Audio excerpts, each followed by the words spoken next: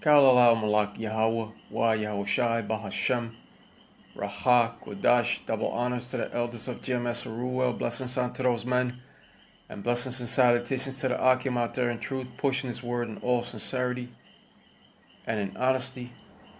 With that being said, Shalom Israel Barakatah. Today's lesson, the wasters to destroy. With that being said, here I have an article from RT.com that says Ukrainian troops showered with bomblets in Iskander missile strike video. And it further reads, an ammo dump of 20 vehicles were hit, along with up to 65 military personnel, the Russian Defense Ministry has said. And the Russians up to this point have killed over 500,000 Ukrainians in this war of theirs. And when it comes to the Russian Iskander ballistic missile, several online sites have claimed that this particular missile is feared by NATO. And when it comes to you so-called Americans, you have really underestimated the Russians. And it is the Lord, Yahweh, Bahashem, Yahushai, that will utilize the Russians to come against the West in an all-out war. Now, according to Quora.com, as you can clearly see here, the main heading reads, why is the Russian Iskander ballistic missile so feared in NATO?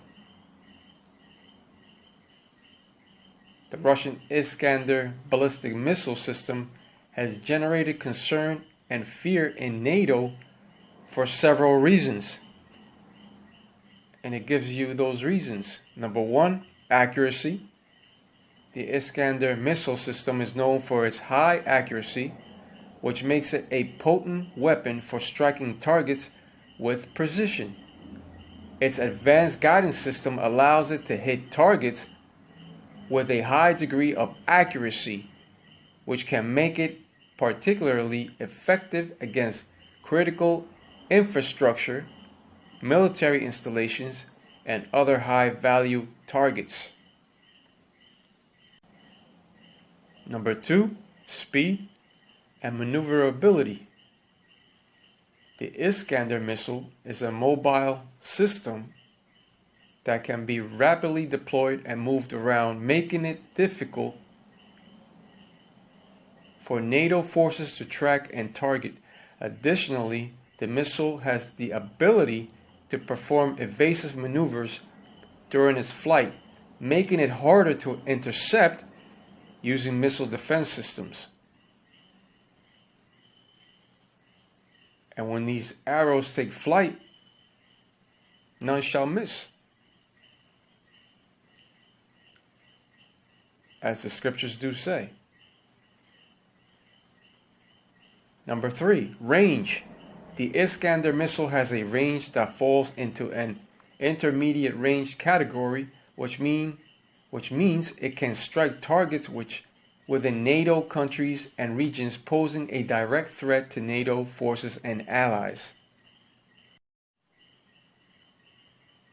Number four, versatility. The Iskander missile system is versatile and can be armed with different types of warheads, including conventional and nuclear warheads. This versatility allows Russia to tailor its use of the Iskander system to a wide range of scenarios, increasing its strategic flexibility and making it a more potent threat. And number five, deterrence. The deployment of the Iskander missile system is seen as part of Russia's broader military modernization efforts and its strategy to enhance its deterrence capabilities. The system's capabilities and potential to strike targets deep within NATO territory contribute to the perception of it as a formidable weapon that could be used to deter NATO actions or influence decision making in the region. Overall, the combination of accuracy, speed, range, maneuverability, versatility, and deterrence capabilities of the Iskander missile system has led to concerns within NATO about its potential impact on regional security and stability. And when it comes to these nuclear weapons, they have been used as a means of deterrence. In other words, these nuclear weapons were intended to deter other states from attacking with their nuclear weapons through the promise of retaliation and possibly mutually assured destruction. But by those very same weapons shall they bring destruction upon themselves. And with that being said, let's go over to Isaiah 54 and 16.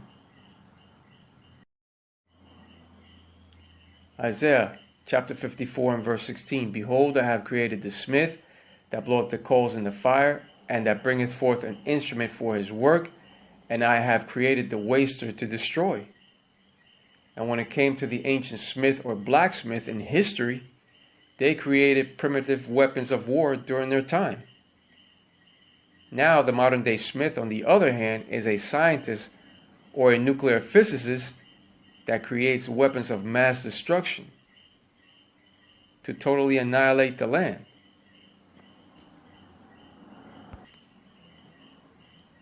That bringeth forth an instrument for his work. That instrument is the gift of the missile that was given unto the nation of Edom for the coming war of Armageddon. This war to come shall be fought on a whole new different kind of level. It shall be fought differently from those battles of the warrior in ancient times. That being said, let's go over to Isaiah 9 and 5. Isaiah 9 and 5. For every battle of the warrior is with confused noise and garments rolled in blood, but this shall be with burning and fuel of fire. The battles of ancient warriors came with the confused noise of battle formations and battle cries. You also heard the rattling noise of armor being struck by weapons and of swords striking shields. You also heard shields shattering and the screams of the injured upon the battlefield.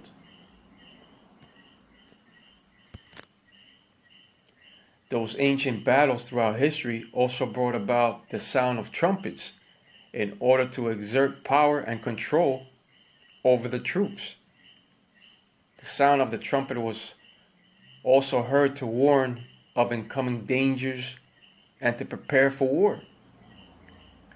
But in this modern time period, the confused noise that many shall hear is the destructive noise of the missiles as they strike their strategic targets. The missiles that shall take flight shall cause far more death and destruction when it comes to that burning and fuel of fire.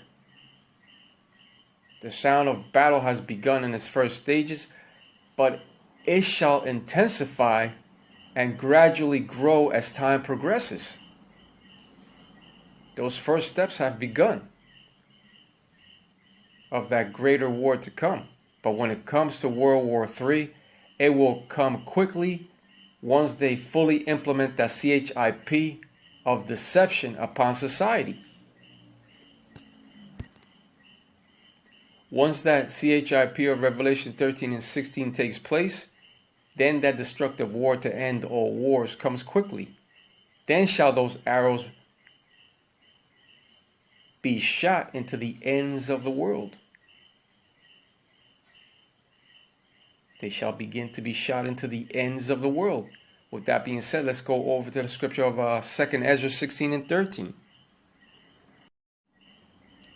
2 Esdras 16 and 13. For strong is his right hand that bendeth the bow. His arrows that he shooteth are sharp, and shall not miss when they begin to be shot into the ends of the world. Those 200 million missiles shall not miss, nor break their ranks in flight. They shall fall upon modern day Idumea, which is also known as Babylon the Great, and it shall become the lake of fire. And those missiles shall also cause the great earthquake. The day cometh when these sharp arrows shall be shot into the ends of the world, and they shall not miss. And if you look at the movie Broken Arrow with Christian Slater and John Travolta, it shows you that a broken arrow in the movie was a missile. And we use that movie as an example. With that being said, let's go over to Isaiah 34 and 5. Isaiah chapter 34 and verse 5. For my sword shall be bathed in heaven. Behold, it shall come down upon Idumea and upon the people of my curse to judgment. The land of Idumea represents modern day America in these times, but it's also a Greek word for Edom. Idumea is a Greek word for Edom. And upon the people of my curse to judgment. A good example of that curse is leprosy. Mark of Cain. Cain said that the curse of leprosy that the Lord Yahweh Bahashem Yahushai put on him was too much to bear. For my sword shall be bathed in heaven. That sword represents the missiles coming down upon modern day Idumea. They shall all take flight and shall not miss. So there goes your nuclear defense capabilities. The arrow shall not miss because the Spirit of the Lord, Yahweh, Bahashem, Yahushai, shall be guiding them to their strategic targets. The missiles shall also touch down in other places, such as the Israeli state, but mainly upon modern day Idumea, which is America. Once these missiles touch down, a great earthquake shall emerge, and all that scenery and landscapes you once knew shall forever be changed in that besom of destruction. When it comes to the destruction of modern day Babylon the Great, it is the Lord's will to remove her from power. The Lord shall remove her from power. He shall remove the Lady of Kingdoms from power. It shall become desolate without an inhabitant. Babylon the Great shall become desolate without an inhabitant. That is found upon the scripture of Jeremiah 51:29. And when it comes to modern day Idumea, aka Babylon the Great, the Lord will mainly utilize the Russians and their arrows to remove her from power. The land of Israel shall rebuild, but Babylon the Great shall never rebuild. It shall be left as an example unto future generations to not live wickedly. But with that being said, Kal Allah Malak Yahweh Wa Yahushai Bahashem Raha Qudash, and double honors to the elders of GMS Ruwell. Blessings unto those men, and blessings and salutations to the Akim out there in truth, pushing his word in all sincerity and in honesty. With that being said, Shalom Israel, Brakta, Shalom.